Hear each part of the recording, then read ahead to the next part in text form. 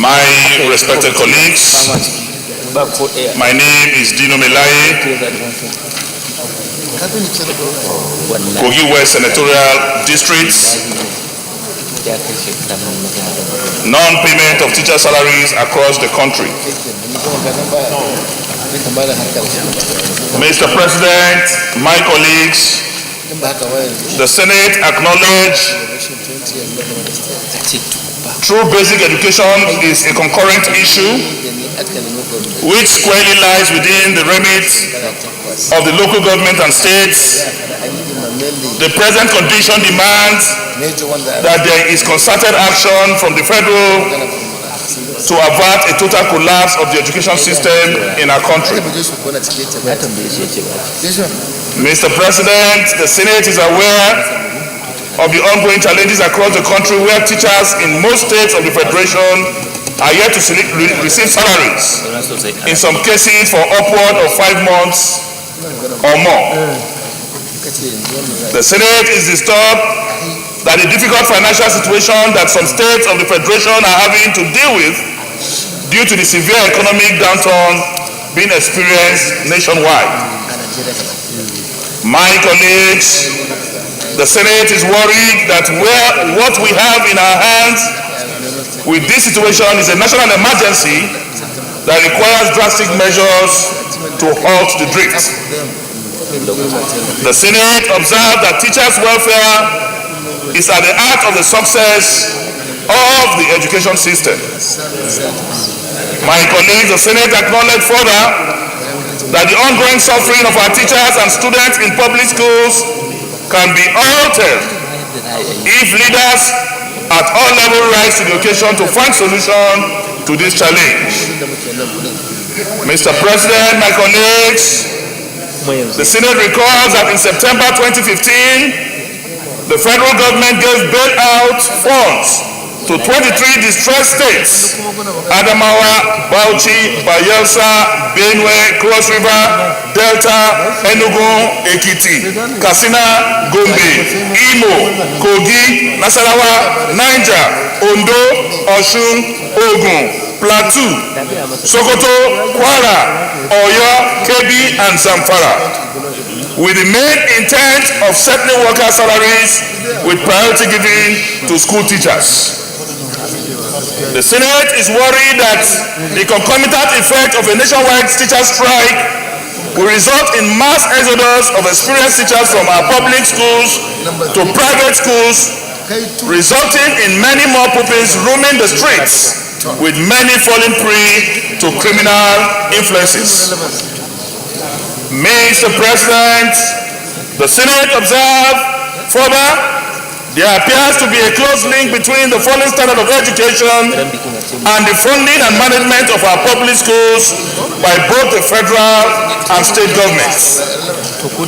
The Senate alert to the fact that the cost of this state of affairs cannot be overstated, especially with the current level of our adult literacy rate of 51% and gross secondary school participation net attendance ratio of 54%. My colleagues, the Senate is concerned that the nation cannot afford to see any further deterioration of the basic education system as things are not in the best shape already. The Senate is mindful that there are several educational interventionist funds backed by law that are primarily devoted to capital projects in the education system. These funds could, while the emergency exists, be deployed to ensure continuity in the education system by prompt payment of teachers' salaries in the form of loans to states and local governments. The Senate notes that the 2016 budget had made allocation for the employment of more teachers without a clear indication as to the continuity of the program when the current teachers are yet to be paid salaries. The Senate knows that the school feeding, which is another critical program of this administration, may suffer stillbirths with the ongoing down tool going on and the fact that the teachers are expected to be the ones to superintend the program. The Senate therefore accordingly resolves to 1. Urge the federal government to immediately enter into negotiation with states and come up with and present to the National Assembly an effective and comprehensive intervention scheme to fully address the national emergency for action. 2.